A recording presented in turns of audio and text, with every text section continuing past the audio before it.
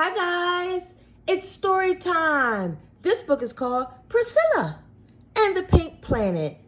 Welcome to our new playlist. Are you guys ready? Let's go. Priscilla and the Pink Planet.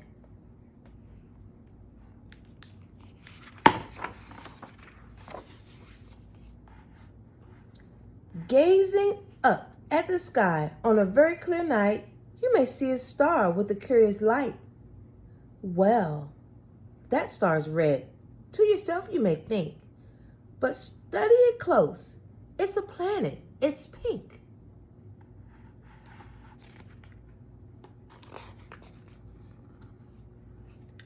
Believe me, you must, that this planet is pink, straight through from the top to the bottom, I think. And not only that, but every creature around is as pink as every pebble and stone on the ground. Every flower is pink, and so are their stems. The eggs are all pink, as are all the hens. Pink pillows, pink curtains, pink windows and doors, pink from the ceiling to the boards on the floor.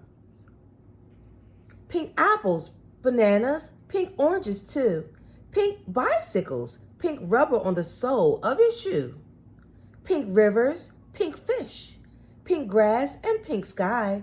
Pink is all you can see, no matter how hard you try.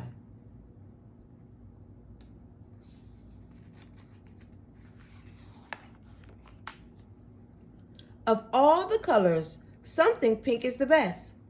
But poor little Priscilla, she needed a rest. She just couldn't eat one more bowl of pink porridge. So she took all her pink things and put them in storage. She packed up her bag with her toothbrush and comb and a few other things to remind her of home.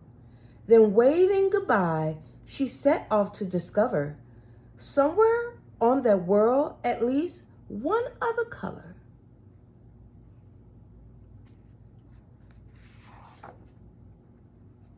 Priscilla marched herself straight out of town when she came to a signpost that caused her to frown. Pink, pink, pink, cried Priscilla with fright. Pink to the left and pink to the right. Enough pink to make you stay home sick in bed. But, thought Priscilla, I could go straight instead. Her mind was made up. Her course had been set. She never stopped searching, at least not just yet. So squandering her shoulders and not looking back, she stepped off the road to make her own track.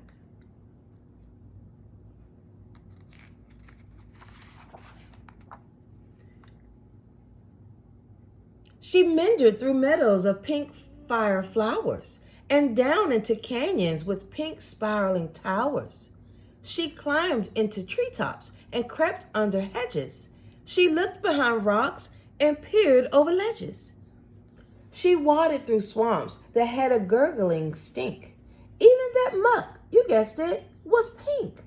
She circled and crisscrossed every square inch of ground, but only one color was there to be found.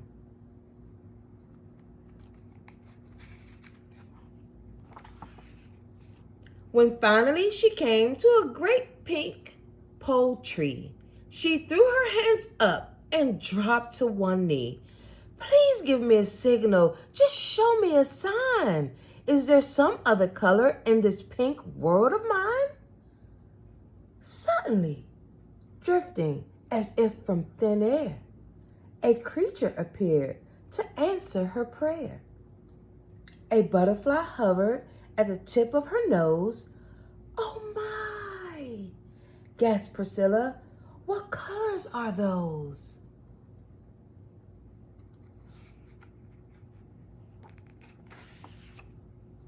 So what do you think Priscilla did next? Sat there scratching her tummy, looking perplexed? No, sir, not Priscilla, not this little girl. She was up on her feet in a back-flipping twirl, bashing through brambles, cartwheeling down ditches, pausing just once to untangle her breeches. Priscilla did soar like a ship at full sail, keeping close as she could to the butterfly's trail.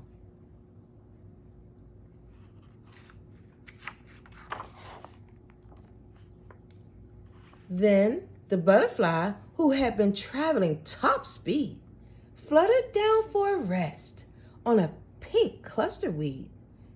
Strange, thought Priscilla. It's the one weed around. And then it was clear. This was some special ground. Fountains and flower beds and curving stone walls, trees trimmed like pyramids and shrubs round as balls. Then swoosh, out of nowhere, and quite by surprise, a net came down right in front of her eyes.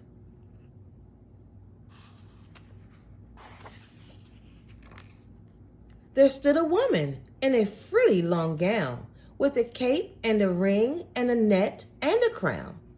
And inside the net the butterfly flapped.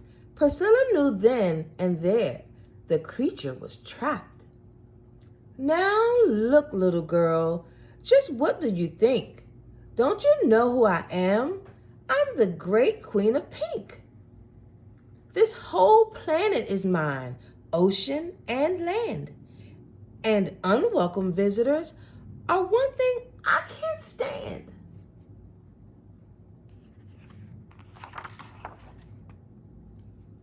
Well, Priscilla almost ran away, right on the spot. But the pink in her cheeks was growing quite hot. Miss Queen, piped Priscilla, I've traveled so far. May I at least take the butterfly home in this jar? Good gracious no, roared the great queen. This awful creature is positively obscene. All those colors, how gaudy. How simply passé. I made this planet pink, and that's how it will stay. Pink is the color that I like the best. So take my advice and forget all the rest. As for this creature, it's back underground, where all other colors are kept, safe and sound.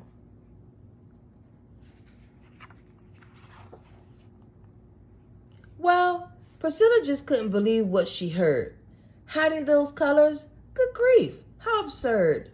But the queen wasn't joking. Priscilla could tell. How, thought the girl, can I break the queen's spell? And then an idea flashed in her mind, the type of idea that was just the right kind. I agree, said Priscilla, that pink is the best. But that's hard to tell without seeing the rest. If all colors were out for the wide world to see, pink would look even pinker. Don't you agree?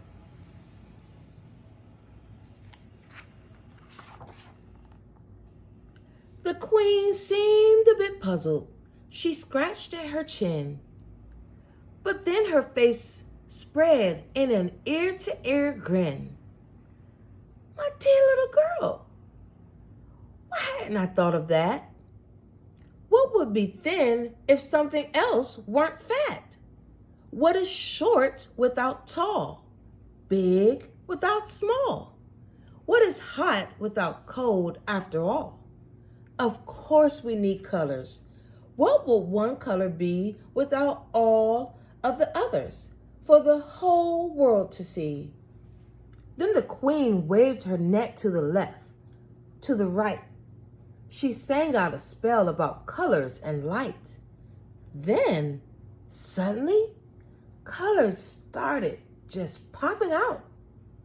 Every which way you looked, a new color would sprout.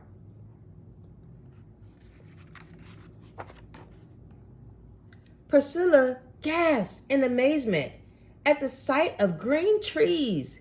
A pale purple flower made her weak in the knees. The bright yellow sun and the sky, it was blue. Oh my, cried Priscilla, the world seems brand new.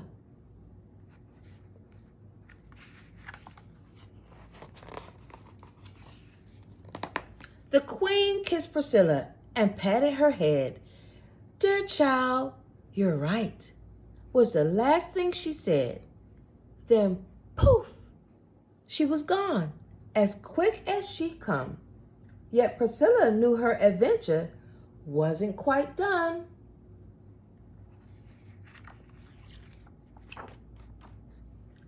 "Colors!" cried Priscilla. "There's so much to see. A world with just one? How could that be? I love all colors and all of the hues. I love all the reds, different yellows, and blues."